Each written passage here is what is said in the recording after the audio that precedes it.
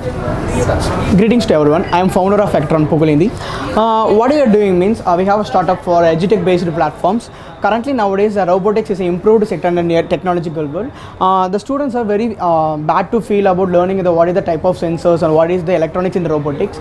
So we are planning to integrate the basic types of sensors in the robotics in the single kit. So the students can easily access that what is the type of sensors, how to get the output from there. So and we have also integrate the 4 types of motions in the robotics.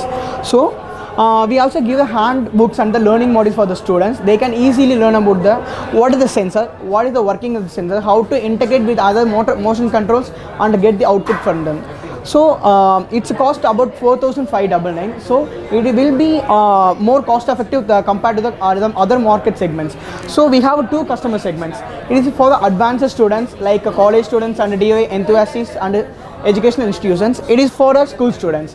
So our product will be make a market because on the 2019 the edutech platform will be 1.1 billion. So the 2024 it will be 2.1 billion. So we will make a market within these kits. We will have a market potential. Thank you.